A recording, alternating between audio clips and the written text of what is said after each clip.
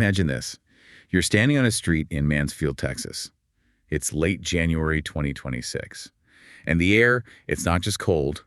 It has that sharp metallic bite to it that kind of hurts to breathe in. Everything's just frozen solid. Everything. We're talking ice on the bridges, road crews scrambling.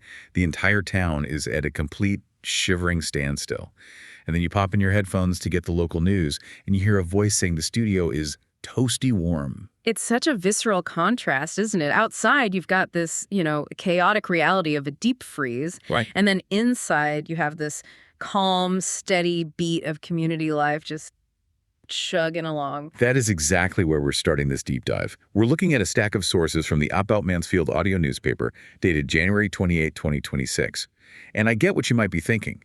Local news, really. Like who filed for city council, what time's the game? Exactly. But if you actually stop and, peel back the layers here, this is so much more than a calendar of events. Oh, absolutely. It's a case study in resilience. Resilience, that's the perfect word. We're really looking at the anatomy of a community under pressure. How does a town handle a physical crisis, like an ice storm? How does it financially sustain its most vulnerable people? And how does it navigate a power vacuum in its own government? And maybe the most important question of all, how does it find the time to invent a cocktail that involves setting fruit on fire? We are 100% getting to the flaming orange peel later. Yeah. But our mission today is to take you through this whole ecosystem of a town waking up from a freeze. Whether you're interested in nonprofit strategy, local politics, or just a good drink, there's a takeaway here for you. And we have to start with the weather. In this story, the weather is basically the main character. It really is. The source material talks about a 4-day winter event that just shut Mansfield down. And for anyone listening who isn't from the South, this is not a snow day. This is a Texas ice storm. Which is a completely different beast. Up north, you get snow, you plow it, life moves on. In Texas, you get freezing rain. It just coats everything. It coats the power lines till they snap. It turns bridges into ice rinks. The sources say all these city facilities, the library, the MSC, which is their activity center, everything was locked up tight. Total shutdown. Oh. But here's the detail that really shocked me. In the middle of all the reports about power outages and emergency crews, there was this image of cabin fever breaking. The sledding. The sledding. Residents were heading to nearby hills to go sledding.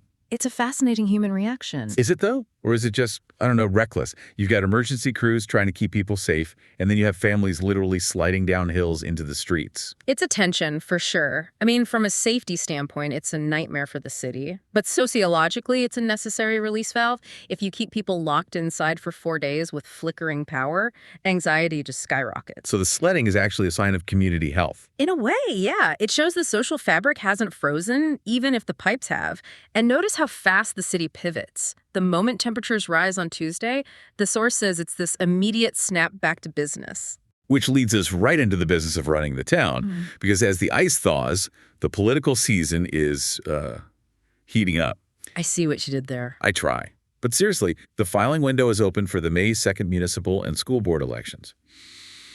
And the list of who's filed is kind of the usual suspects. You've got your incumbents. Right. Todd Tenori and Eric Rozak for city council, Dr. Bonita Reed and Courtney Lackey-Wilson for the school board, all seeking retention. Standard stuff. But there's a name that's not on the list. A massive hole in the list. Larry Brash. The veteran. The source says this guy has been on the council for 18 years. That's 6 terms. And as of this report, he has not filed for re-election. And that clock is ticking. The deadline's February 13th. Okay, play devil's advocate for me. Huh? Why is this a deep dive topic? It's one guy stepping down, someone else will fill the seat. Why does it matter so much? It matters immensely. It's about a concept called institutional memory.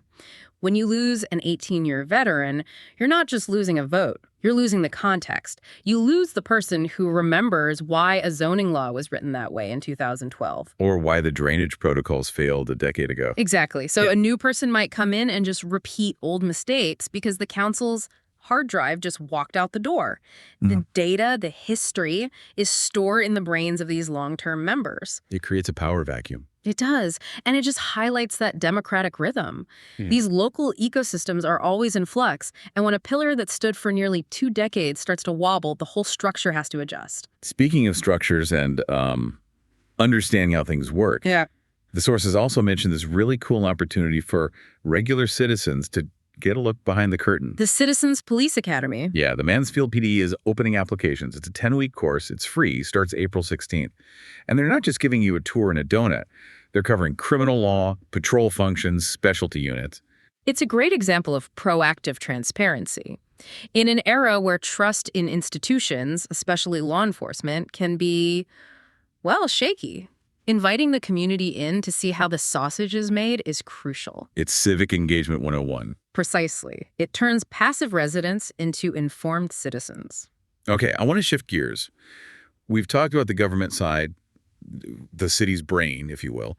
I want to talk about the heart, because there was this incredible interview in the source material with John Presley and Nicole Dyer from a nonprofit called Mansfield Cares. This was my favorite part of the whole stack. And I'll be honest, when I hear about local charities, sometimes my eyes glaze over. It's always the same story. Raise money, buy food, hand it out. But Mansfield Cares is doing something different. Not just different, strategic. What they're doing is a perfect example of asset-based philanthropy. Okay, break that down for me. So John Presley explains that they act as a net for other food pantries. They're not just another pantry. They cut checks to the smaller ones to cover shortfalls.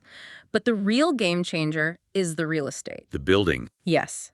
Mansfield Cares owns the building that houses the Harvesting International Food Bank. They own the asset. And they let the food bank operate there, rent-free. So they're the landlord, but they charge zero rent. Think about what that means. For most charities, rent is one of their biggest expenses. It bleeds them dry. By owning the building, by eliminating that cost permanently, Mansfield Cares isn't just giving a donation. They are fundamentally altering the operational efficiency of the entire local charity ecosystem. They're turning temporary cash into permanent infrastructure. Exactly. They also built the Linden Next Clinic and just donated it to the mission. It's why they can report that 94 cents of every dollar they raise stays right there in Mansfield. They've just stripped away the overhead. That's an incredible efficiency rate. But to buy buildings, they need to raise serious capital. Which brings us to their big fundraiser. The ball. A Night in the Wild West, March 7th. And this isn't your typical black tie gala. The vibe is jeans, boots, and bling. Which is perfect for Texas. It is. But let's talk about the auction items. Yeah. They have a liquor wagon. They have Burt Reynolds' Smokey and the Bandit memorabilia. But then there's the saddle. The pickup man saddle. I had to look this up. The source gets really specific. It's a 1964 cowbell pickup saddle. Now, I did not grow up around rodeos. When I hear pickup man, I'm thinking of a guy in a Ford F-150. No, it's much more intense than that. And the metaphor here is just beautiful. So what does a pickup man actually do? Okay, imagine a bronc rider straps to a 1,200-pound animal that's trying to throw him into the dirt. The 8-second buzzer sounds. The rider can't just jump off. He'll get trampled. The pickup man rides his horse right up next to this bucking monster, grabs the rider, and literally pulls him to safety. So they're the intervention team. They are the difference between a broken bone and walking away. They are the safety net of the rodeo. Wow. That is poetic. So you have a charity that acts as a financial safety net, auctioning off the saddle of a literal rodeo safety net. It connects the whole thing back to the deep agricultural roots of the area. It shows the fundraiser isn't just about writing a check. It's about celebrating who you are. And their impact is huge.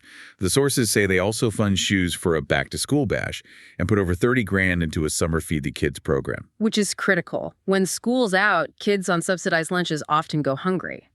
So again, it's this holistic approach. They're looking for all the cracks in the foundation. So we've covered survival safety, food, shelter. But a community isn't just about surviving. It's about aspiration. It's about what you do once you are safe. Right. You move from surviving to thriving. And in Mansfield, that thriving is taking a very specific international shape on the soccer field. The North Texas SC.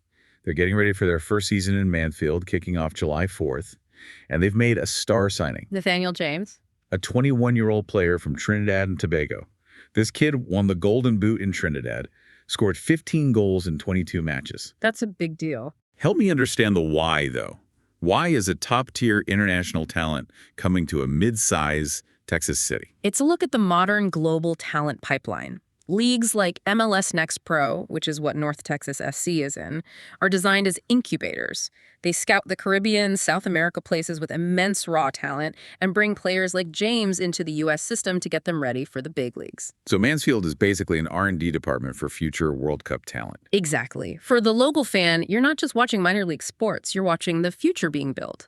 It gives kids in that town a chance to see world-class skill in their own backyard. And speaking of those kids, the cultural scene is growing too. Yeah. The Philharmonic Youth Orchestra is extending auditions. Right, so you have this balanced ecosystem. There are pathways for the soccer star, but also for the cellist. And we can't forget the Methodist Mansfield Medical Center Crown Golf Sports Awards. A mouthful, but an important one. The source is specific about it. They recognize character and integrity, not just athletic performance. That's the key. It reinforces the idea that being a winner here is about more than just the scoreboard. Which brings us, I think, to the most personal part of our deep dive. We've talked about the city, the charity, the teams.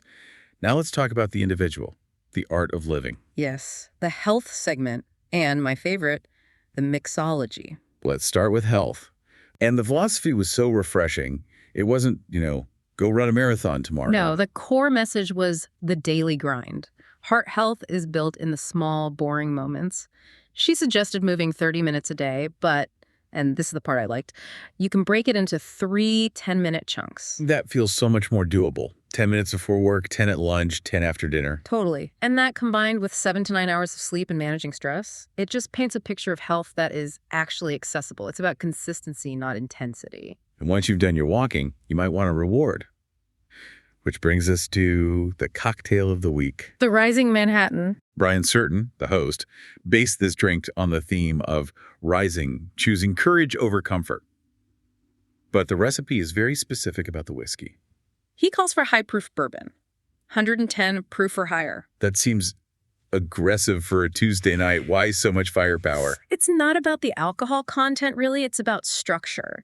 When you mix a drink with sweet vermouth Amaro and then you stir it with ice, you're diluting it a lot. If you start with a standard 80 proof whiskey, the drink just falls apart. It gets watery. But the 110 proof stuff holds up. The backbone of the whiskey survives the dilution. It keeps the flavor intact. And that Amaro, that bitterness, it balances the sweet vermouth. It fits the whole theme of rising through struggle, You need a little bitterness to appreciate the sweet. And then the visual, the flaming orange peel. Pure theater, and I love it. For anyone trying to picture this, you take a peel of orange, you hold a flame to it, and you squeeze. You're expressing the oils. Orange peel is full of flammable oils. When you spray them through the flame, it instantly caramelizes them, and you get this flash of fire that just dances over the glass. It leaves this smoky, burnt orange aroma on the drink. Incredible. But wait, he also had a mocktail version, and this is where I got stuck.